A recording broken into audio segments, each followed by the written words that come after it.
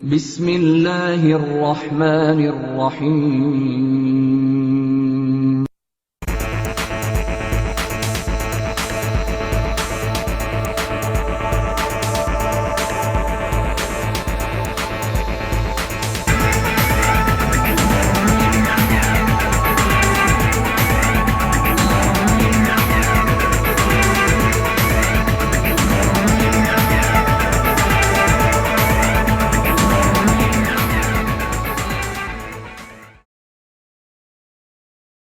बिस्मिल्लाहिर्रहमानिर्रहीम। अस्सलाम वालेकुम एंड वेलकम स्टूडेंट्स। गुज़िश्ता लेक्चर में हम डैम्प्ड ऑस्किलेशन की बात कर रहे थे। हमने उसके हवाले से काफ़ी डिटेल में डिस्कशन की थी। आज हम उसी टॉपिक का नेक्स्ट पार्ट देखेंगे और इस टॉपिक में हमने ये बात डिस्कस करनी है कि किसी भी ऑस्किलेशन का ग्राफिकल व्यू किस तरह का होगा। यानी जब भी कोई सिस्टम वाइब्रेट कर रहा होगा तो हम उसकी वाइब्रेशन को अगर ग्राफ पे प्लॉट करके देखें तो उसकी जो ग्राफिकल शेप होगी वो किस तरह की दिखाई देगी। तो यहाँ पे ग्राफ की तरफ बढ़ने से पहले मैं आपको ये बताता चलूँ कि अभी हम सिर्फ ऑस्किलेशन की बात कर रहे हैं। यानी आइडियल सिस्टम में जो ऑस्किलेशन होती है वो डैम्प्ड ऑस्किलेशन नहीं है, ठीक है। ये जस्ट हम ऑस्किलेशन की बात कर रहे हैं, यानी जिसमें एम्पलीट्यूड कांस्टेंट रहता है और इसमें एम्पलीट्यूड में कोई कमी नहीं होती, क्योंकि आइडियल सिस्टम में फ्रिक्शनल फोर्स को निगलेक्ट किया जा रहा होता है, ठीक है। तो अब हम देखते हैं जी इसका ग्राफ किस टाइप का होगा। तो बेटा ये हमारे पास इसका एक ग्राफ है जो कि हमें नजर आ रहा है कि ये just like a wave form, जैसे कि एक वेव फॉर्म होती है, ये बिल्कुल उस तरह का नजर आ रहा है हमें ग्राफ। तो ये एक ऑस्किलेशन का ग्राफ है जिसमें ये एक्स एक्सिस आपको नजर आ रहा है, ये वाई एक्सिस नजर आ रहा है। तो अब हम देखते हैं कि इस ग्राफ में क्या वो तमाम टर्म्स हमें नजर आ रही हैं कि जो कि एक वाइब्रेटरी मोशन में हमने पढ़ी थी, जिनको हमने वहां पे डिस्कस किया था। तो चलें जी हम इसके साथ ही बिल्कुल इसके ऑपोजिट हम एक वही डायग्राम ले लेते हैं सिंपल पेंडुलम की, कि जिसको हम वाइब्रेटरी मोशन में काफ़ी दफ़ा डिस्कस भी कर चुके हैं।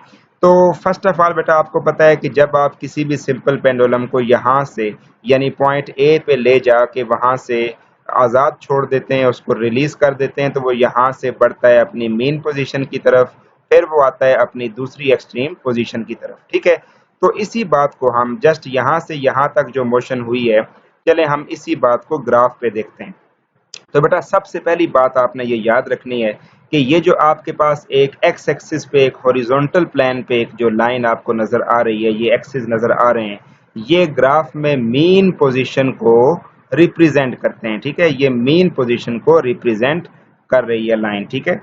तो चलें जी हम इसको यहाँ पे लिख लेते हैं मीन पोजीशन, ठीक है, दैट इज ओ। तो ये मेन पोजीशन को जाहिर करती है ये लाइन, ठीक है बेटा। तो एक बात हमें ये पता चली। अब बिलफर्ज ये ग्राफ देखें यहाँ से स्टार्ट हो रहा है, इस जगह से ये ग्राफ स्टार्ट हो रहा है। तो अब ये जो पॉइंट होगा ये होगा जी पॉइंट ए, इसको हम क्या बोलेंगे, ये पॉइंट ए है। बिल्कुल इस तरह जैसे कि हमारे पास ये पॉइंट ए था, हमने यहाँ से इस बॉडी को रिलीज किया था, इधर से वाइब्रेशन स्टार्ट हुई थी, तो बिल्कुल इसके कोरिस्पोंडिंग अगर यहाँ पे देखें तो ये पॉइंट ए है जो इधर आ रहा है, ठीक है। अब आपको पता है जब यहाँ से हम इसको स्टार्ट करते हैं तो ये बॉडी ए से ओ की तरफ यानी मेन पोजीशन की तरफ जाती है। तो डेफिनेटली यहाँ पे भी आप देखें कि ये ग्राफ जो है वो आपका ए से किस तरफ जा रहा है, ओ की तरफ जा रहा है, यानी अपनी मेन पोजीशन की तरफ बढ़ रहा है, ठीक है। तो आप देख सकते हैं यहाँ पे जो उसकी पोजीशन है वो है ओ, ये उसकी पोजीशन है ओ, ठीक है। तो वो यहाँ तक बढ़ रहा है। अब दोबारा इधर आ जाएं इस सिंपल पेंडुलम पे कि जब ये बॉडी ओ पे पहुंचती है तो ओ पे तो नहीं रुकती, हमें पता है, तो वो ओ से आगे चली जाती है बी की तरफ। तो यहाँ पे ये ग्राफ भी ओ को क्रॉस करते हुए नीचे की तरफ जा रहा है, ऑपोजिट डायरेक्शन पे जा रहा है। आपको पता है एक्स एक्सिस से नीचे लाइन लगाने का मतलब है कि अब हमारा सारा सिस्टम ऑपोजिट डायरेक्शन पे चला गया। तो यहाँ पे भी ऐसे है, देखें इस तरफ तो ये राइट साइड पे था और अब ये लेफ्ट साइड पे चला गया था, ठीक है। तो अब देखें जब ये पॉइंट, ये जो ग्राफ है ये यहाँ से इधर पहुंचेगा तो ये जो उसका पॉइंट होगा, इस पॉइंट को बेटा हम बी पॉइंट का नाम दे देंगे, ये हमारे पास पॉइंट बी बन जाएगा, ठीक है। तो अगेन बी से फिर ओ और फिर ओ से ए की तरफ बढ़ता है। तो आप अगेन देखें बी से ये पॉइंट ओ है, अगेन ये ओ है, इसको हम फिर ओ कह लेते हैं। ठीक है, यहाँ पे हम इसको अगेन ओ का नाम दे लेते हैं जी। ठीक है, और इसी तरह आप इस पॉइंट को अगेन फिर से ए का ही नाम दे देंगे क्योंकि वो सेम उसी पोजीशन पे वापस आ गया जिस पे वो पहले था। तो अब आप देखें कि जिस तरह हम यहाँ पे ये कहते थे कि ए से बी और बी से ए पे जब पेंडुलम वापस आता है तो एक वाइब्रेशन पूरी होती है, तो बिल्कुल इसी तरह अब यहाँ से जब ग्राफ ये स्टार्ट हुआ था, इधर से ये बी पे गया, बी से फिर वो ए पे गया, तो बेटा यहाँ से लेके कंप्लीट यहाँ तक ग्राफिकल व्यू में ये एक वाइब्रेशन कंप्लीट हो जाती है। ठीक है, यानी एक वाइब्रेशन का जो ग्राफिकल व्यू है वो यहाँ से लेके यहाँ तक है, सारा नीचे से होके यहाँ तक है। ठीक है, इसी तरह नेक्स्ट वाइब्रेशन यकीनन फिर यहाँ से स्टार्ट होगी, इधर से आगे सेकंड वाइब्रेशन स्टार्ट हो गई है, फिर यहाँ पे गिर जाएगा, इधर से फिर ऊपर जाएगा, इधर तक सेकंड वाइब्रेशन स्टार्ट हो जाएगी। तो बेटा आपको पता चला कि ये एक ग्राफिकल व्यू था किसी भी वाइब्रेटिंग बॉडी का। एक और बात मैं यहाँ पे आपको बताता चलूँ कि इस ग्राफ में एम्पलीट्यूड हमें कहाँ पे नजर आता है। तो पहले आप यहाँ देख लें, हमें सिंपल पेंडुलम का एम्पलीट्यूड प्रीवियस वीडियो में ये बताया गया कि ओ से ले के बॉडी मैक्सिमम यहाँ तक जाती है, फिर यहाँ से वापस मुड़ आती है। तो यहाँ से ले के यहाँ तक जो मैक्सिमम डिस्प्लेसमेंट होता है वो बेसिकली एम्पलीट्यूड को जाहिर करता है। तो बिल्कुल इसी तरह यहाँ पे अगर आप देखें तो ये पॉइंट ओ है और ये पॉइंट ए है। ठीक है, यानी ये मेन पोजीशन की लाइन ये चल रही है और ये हमारे पास ए है, ये बी है। तो अगर हम यहाँ पे एम्पलीट्यूड को रिप्रेजेंट करना चाहेंगे तो बेटा देखें ये मेन पोजीशन, ठीक है, मेन पोजीशन जो है वो सिर्फ देखें ये है, देखिए मेन पोजीशन सिर्फ यही नहीं है बल्कि ये पूरी लाइन मेन पोजीशन को जाहिर कर रही है। आप कहीं से भी इस लाइन को अगर सिलेक्ट करेंगे तो वो मेन पोजीशन ही कहलाएगी, बेशक इधर से करें या इधर से। तो अब आप देखें मेन पोजीशन से बी तक ये सारा जो मैक्सिमम डिस्प्लेसमेंट था ये एम्पलीट्यूड है। इसी तरह मेन पोजीशन से अगर आप ए तक चले जाएं, ये भी सारा इसका क्या कहलाएगा, ये एम्पलीट्यूड कहलाएगा। चले मैं यहाँ पे इसको भी आपके लिए लिख देता हूँ। ठीक है, ये है जी एम्पलीट्यूड, ये उसका एम्पलीट्यूड कहलाता है। ठीक है बेटा, तो अब हम एक एनिमेशन देखते हैं आपकी बेटर अंडरस्टैंडिंग के लिए ताकि आपको इजीली समझ आ जाए। हम ये देखते हैं कि किस तरह से जब एक पेंडुलम वाइब्रेट करता है तो वहां से ये ग्राफिकल व्यू किस तरह से फॉर्म हो रहा होता है। ठीक है, ये एक बड़ी ज़बरदस्त एनिमेशन है जिसको आप देखेंगे तो इंशाल्लाह आपको फ़ौरन बात समझ आ जाएगी कि आखिर क्यों हमने एक सिंपल पेंडुलम की मोशन को इस ग्राफिकल व्यू के साथ मुशाबिहत दी या इसके साथ कोरेस्पोंडेंस दी है, इसको आखिर इसकी वजह क्या है। ठीक है, तो ये आपके सामने एक वीडियो मैं पेश कर रहा हूँ, इसको आप गौर से देखिएगा। सबसे पहले आप देखें कि ये जो ऊपर से ये नीचे पेंडुलम आपको नज़र आ रहा है बेटा, इसे आप इग्नोर कर दें। ठीक है, ऐसे समझें जैसे ये है ही नहीं, आप सिर्फ इस पेंडुलम को देखेंगे गौर से। ये देखें ये वाइब्रेशन शुरू करेगा और फिर आप ये देखें कि इसका नीचे एक रिफ्लेक्शन, एक साया, एक अक्स हमें नज़र आ रहा है ज़मीन पे। ठीक है, तो आपने इस अक्स की मोशन पे ज़रा गौर करना है। जब आप इसकी मोशन पे गौर करेंगे तो आपको खुद समझ आ जाएगी बात कि ये वेव फॉर्म कैसे बनी थी। तो लेट्स स्टार्ट द वीडियो। जी बेटा आप बिल्कुल देखें इसको, ये इसके रिफ्लेक्शन को गौर से देखें किस तरह से ये वाइब्रेशन कर रहा है और ये किस तरह एक वेव फॉर्म जनरेट हो रही है यहाँ से। तो ये बेटा आपको समझ आ गई कि किस तरह हम वाइब्रेटरी मोशन को किसी भी वेव फॉर्म में कन्वर्ट करके देखते हैं। ये था उसका ग्राफिकल व्यू। ठीक है बेटा, और अब हम चलते हैं असल चीज़ की तरफ, क्योंकि हमने जो बेसिक अभी बात इस लेक्चर में समझनी थी वो बात थी कि ग्राफ ऑफ डैम्प्ड ऑस्किलेशन किस तरह से बनता है। अभी तक आप में से अक्सर बच्चे ये सोच रहे होंगे कि सर ने जो पीछे तमाम डिस्कशन की है वो हमारी बुक में तो कहीं पे नज़र नहीं आ रही, तो आया कि उस डिस्कशन का बेसिक पर्पस था क्या। ठीक है, तो बेटा किसी भी चीज़ को समझने के लिए उसका बैकग्राउंड स्ट्रॉन्ग होना ज़रूरी है, उसकी बेसिक्स क्लियर होना ज़रूरी है। तो अब हम ग्राफ ऑफ डैम्प्ड ऑस्किलेशन की बात करेंगे।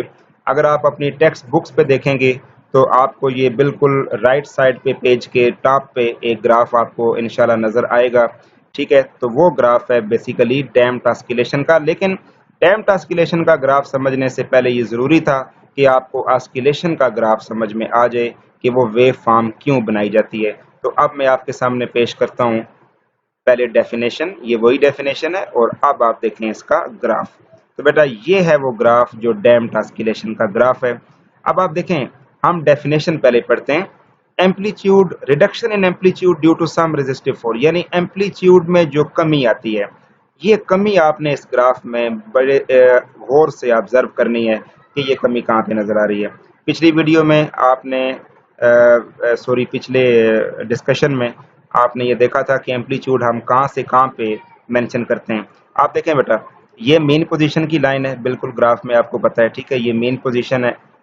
ठीक है, मेन पोजीशन से लेके मैक्सिमम डिस्प्लेसमेंट कहाँ तक जा रहा है जी, ये है इसका एम्पलीट्यूड। ठीक है, बॉडी ए से ओ पे आई, ओ से बी पे गई, बी से अगेन ओ पे गई। ठीक है, लेकिन ओ से जब वो ऊपर गई तो वो टॉप यहाँ तक नहीं पहुंची बल्कि वो यहीं पे रुक गई, यानी इसका अब एम्पलीट्यूड वो सिर्फ यहाँ से लेके यहाँ तक हुआ। यानी पहले एम्पलीट्यूड देख लें यहाँ से इधर तक है, हाइट देख के आप पहचान जाएं, और इधर से इधर आपको एम्पलीट्यूड यहाँ से यहाँ तक नजर आ रहा है। इसका मतलब ये हुआ कि एम्पलीट्यूड कम हो गया।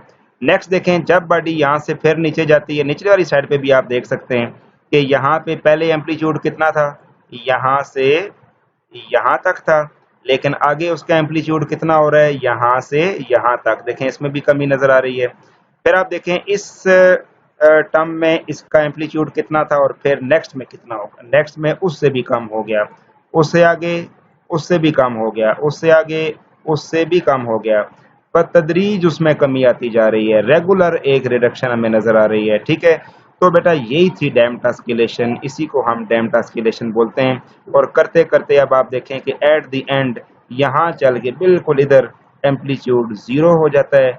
यानी जब एम्पलीट्यूड जीरो होता है तो बेसिकली हमारी वो जो वाइब्रेशन है बॉडी की, वो वहाँ पे थम जाती है, उधर रुक जाती है। ठीक है, तो ये damped oscillation basically practical oscillation है। हमारी आम जिंदगी में जो ऑस्किलेशन होती है, हम अगर अपने सामने सिंपल पेंडुलम को बनाएं, उसको आप वाइब्रेटरी मोशन के लिए सेट करें, तो आप देखेंगे कि वो भी डैम्प्ड ऑस्किलेशन करेगा, आइडियल ऑस्किलेशन नहीं करेगा। क्योंकि आइडियल ऑस्किलेशन उसी जगह पे पॉसिबल है जहाँ पे कोई भी फ्रिक्शनल फोर्स या रेजिस्टिव फोर्स प्रेजेंट नहीं होती। क्योंकि हमें पता है कि इस पूरी दुनिया में हर जगह पे हवा है और एयर रेजिस्टेंस तो हर जगह पे अप्लाई तो होगी, लिहाजा हमें प्रैक्टिकल लाइफ में आइडियल ऑस्किलेशन मिलना बहुत मुश्किल है, बल्कि नामुमकिन है। इसलिए हम जितनी भी ऑस्किलेशंस देखते हैं वो डैम्प्ड ऑस्किलेशंस होती हैं।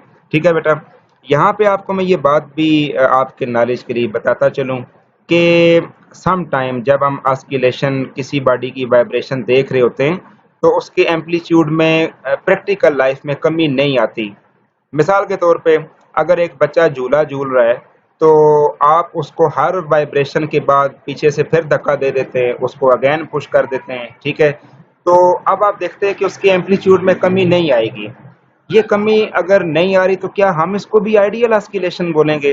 तो इसका जवाब है बिल्कुल नहीं, हम इसको आइडियल ऑस्किलेशन नहीं बोलेंगे। क्योंकि मैं दोबारा बता दूं आपको कि आइडियल ऑस्किलेशन वो है जिसमें फ्रिक्शनल फोर्स ना हो। तो जब हम एक बच्चे को झूला झूलते हैं और उसको बार बार पुश करते हैं तो वहां एयर फ्रिक्शन मौजूद होती है, लेकिन वहां पे उसका एम्पलीट्यूड इसलिए कम नहीं हो रहा होता क्योंकि उसको कॉन्स्टेंटली मैकेनिकल एनर्जी हम प्रोवाइड कर रहे हैं।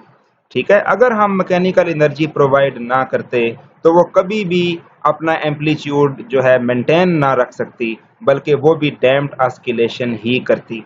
ठीक है, हम उसको चूंकि बार बार ड्राइव कर रहे हैं इसलिए वो डैम्प्ड ऑस्किलेशन नजर नहीं आ रही।